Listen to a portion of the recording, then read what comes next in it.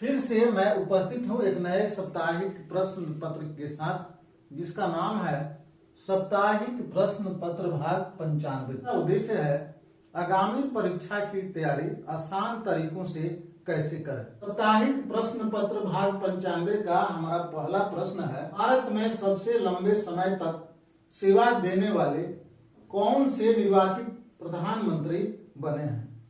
जिसका A option है इंदिरा गांधी, जिसका बी ऑप्शन है जवाहरलाल नेहरू, जिसका सी ऑप्शन है श्री नरेंद्र मोदी और चौथा ऑप्शन है श्री मनमोहन सिंह। तो इस प्रश्न का सही जवाब है ऑप्शन सी श्री नरेंद्र मोदी।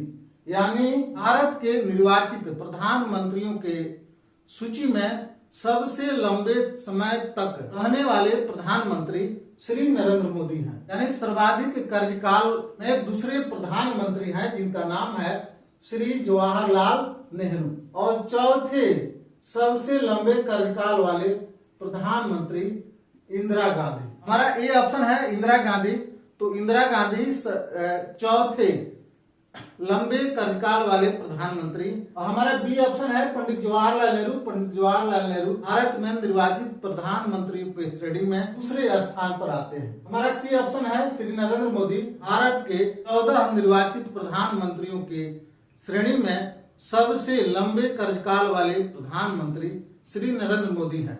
और हमारा डी ऑप्शन है श्री मनमोहन सिंह, तो श्री मनमोहन सिंह निर्वाचित प्रधानमंत्रियों के श्रेणी में तीसरे सर्वाधिक लंबे कार्यकाल वाले प्रधानमंत्री बने हैं। दूसरा प्रश्न है, भारतीय संविधान में संशोधन की प्रक्रिया किस देश के संविधान से ली गई है। हमारा ए ऑप्शन है ब्रिटेन, हमारा बी ऑप्शन है संयुक्त राज्य अमेरिका, हमारा सी ऑप्शन है दक्षिणी अमेरिका और हमारा डी ऑप्शन है ऑस्ट्रेलिया। इस प्रश्न का सही विकल्प है दक्षिणी अमेरिका। यानी दक्षिणी अमेरिका से भारत में संशोधन की प्रक्रिया ली गई।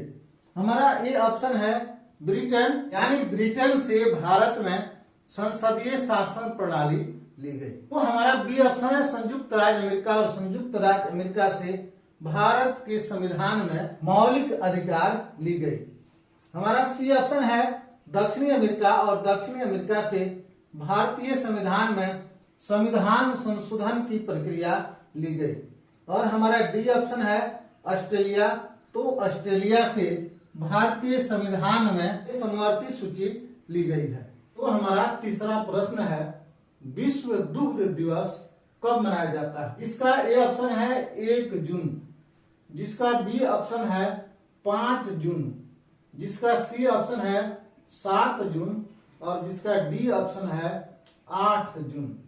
तो इस प्रश्न का सही जवाब है ऑप्शन ए 1 जून। यानी 1 जून को तो विश्व स्तर पर विश्व दुग्ध दिवस मनाया जाता है। तो हमारा बी ऑप्शन है 5 जून। 5 जून को विश्व पर्यावरण दिवस मनाया जाता है। हमारा सी ऑप्शन है 7 जून विश्व खाद्य सुरक्षा दिवस मनाया जाता है। और हमारा डी ऑप्शन है 8 जून, तो 8 जून को विश्व महासागर दिवस मनाया जाता है। हमारा चौथा प्रश्न है, गुलाब का रंग गुलाबी रंग का होना किस रसायन के कारण होता है। जिसका ए ऑप्शन है केसिन, जिसका बी ऑप्शन है कुरकुमिन, जिसका सी ऑप्शन है एंथ्रोसाइनिन और जिसका डी ऑप्शन है क्लोरोफिल। तो इस प्रश्न का सही जवाब है ऑप्शन सी एंथ्रोसाइनिन। यानी एंथ्रोसाइनिन रसायन के कारण गुलाब का फूल गुलाबी कलर का होता है। हमारा ए ऑप्शन है केसिन। केसिन के कारण आलू का रंग भूरा रंग का होता है। तो हमारा बी ऑप्शन है कुरकुमिन, तो कुरकुमिन के कारण हल्दी का रंग पीला होता है।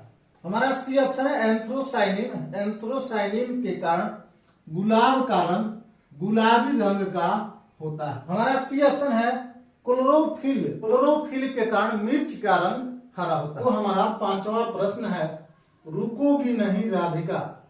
रुकोगी नहीं राधिका रचना किस रचनाकार की है। जिसका ए ऑप्शन है मोहन राकेश। जिसका बी ऑप्शन है धर्मवीर भारती। जिसका सी ऑप्शन है उषा प्रियंवदा। और जिसका डी ऑप्शन है निर्मल वर्मा। तो इस प्रश्न का सही जवाब है ऑप्शन सी उषा प्रियंवदा। यानी उषा प्रियंवदा की रचना रुकोगी नहीं राधिका। तो हमारा ए ऑप्शन है मोहन राकेश। मोहन राकेश की रचना है अंधेरे बंद कमरे में। हमारा बी ऑप्शन है धर्मवीर भारती। धर्मवीर भारती की रचना सूरज का सातवां घोड़ा है। हमारा सी ऑप्शन है उषा प्रियंवदा। उषा प्रियंवदा की रचना रुकोगी नहीं राधिका है। और हमारा डी ऑप्शन है निर्मल वर्मा। निर्मल वर्मा की रचना है लाल टीन का घर। लाल टीन का घर रचना निर्मल वर्मा की। हमारा छठा प्रश्न है निम्न में कौन से व्यक्ति मुख्यमंत्री नहीं रहे हैं। हमारा ए ऑप्शन है श्री राजनाथ सिंह। हमारा बी ऑप्शन है श्री नारायण राणे। हमारा सी ऑप्शन है श्री अमित शाह। और हमारा डी ऑप्शन है श्री नरेंद्र मोदी। तो इस प्रश्न का सही जवाब है ऑप्शन सी श्री अमित शाह।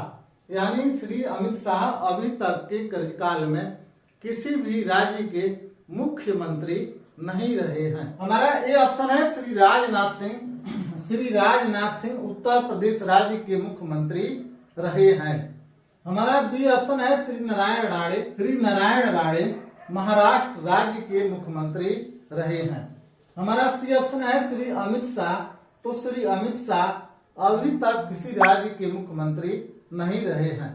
और हमारा डी ऑप्शन है श्री नरेंद्र मोदी। श्री नरेंद्र मोदी गुजरात राज्य के मुख्यमंत्री रहे हैं। हमारा सातवां प्रश्न है गरीबी रेखा बीपीएल का निर्धारण किस समिति से संबंधित है। जिसका ए ऑप्शन है शिव रामन समिति। जिसका बी ऑप्शन है सुरेश तेंदुलकर समिति। जिसका सी ऑप्शन है विजय केलकर समिति। और डी ऑप्शन है नरसिंघम समिति।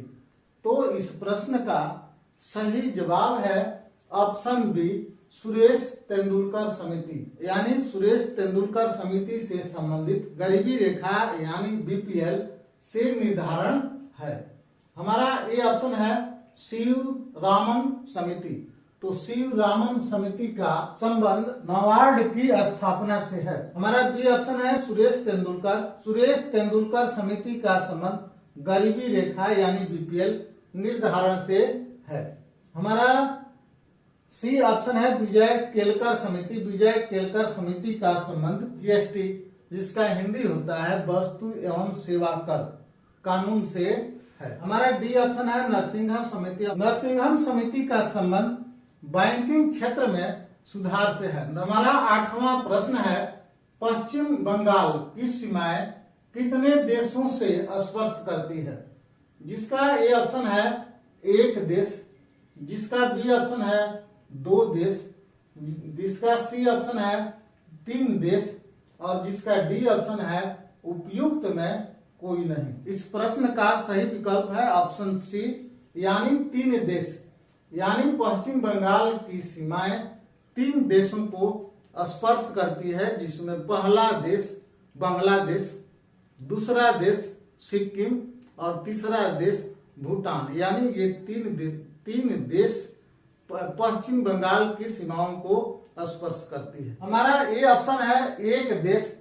तो एक देश बिहार राज्य की सीमाएं एक देश को स्पर्श करती है। इसका नाम है नेपाल। हमारा बी ऑप्शन है दो देश। दो देश में उत्तराखंड को चीन और दूसरा देश नेपाल। ये दोनों देश उत्तराखंड राज्य को स्पर्श करती है। और हमारा सी ऑप्शन है तीन देश। यानी पश्चिम बंगाल की सीमाएं तीन देश को स्पर्श करती है। जिसमें पहला देश बांग्लादेश, दूसरा देश सिक्किम और तीसरा देश भूटान। ये तीन देश पश्चिम बंगाल की सीमाओं को स्पर्श करती है। हमारा नौवां प्रश्न है विंध्येश्वरी मंडल बिहार राज्य के किस क्रम के मुख्यमंत्री थे। जिसका ए ऑप्शन है पांचवें कर्म। जिसका बी ऑप्शन है छठे कर्म। जिसका सी ऑप्शन है सातवें कर्म। और जिसका डी ऑप्शन है 8वें कर्म। तो इस प्रश्न का सही जवाब है ऑप्शन सी 7वें कर्म, यानी विंध्येश्वरी मंडल बिहार राज्य के 7वें कर्म के मुख्यमंत्री थे।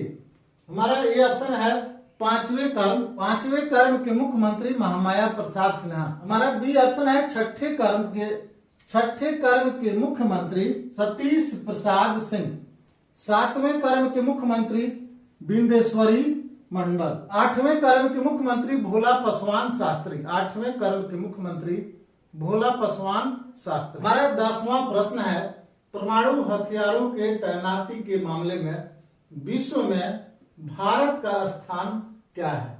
जिसका ए ऑप्शन है पहला, जिसका बी ऑप्शन है तीसरा, जिसका सी ऑप्शन है चौथा और जिसका डी ऑप्शन है छठा। तो इस प्रश्न का सही जवाब है ऑप्शन डी छठा, यानी परमाणु हथियारों की तैनाती के मामले में विश्व में भारत का स्थान 6वां है। तो हमारा ये ऑप्शन है पहला, तो पहले स्थान पर रूस देश है। हमारा बी ऑप्शन है तीसरा स्थान फ्रांस का है, चौथा स्थान ब्रिटेन का है और छठा स्थान भारत का है। परमाणु हथियारों के तैनाती के मामले में विश्व में पहला स्थान रूस, दूसरा स्थान अमेरिका, तीसरा स्थान फ्रांस, चौथा स्थान ब्रिटेन, 5वां स्थान चीन, 6ठे स्थान पर भारत का नाम आता है। इन्हीं जानकारियों के साथ साप्ताहिक प्रश्न पत्र भाग 95 से विराम लेते हैं और फिर मिलते हैं अगले हफ्ते साप्ताहिक प्रश्न पत्र भाग 96 के साथ।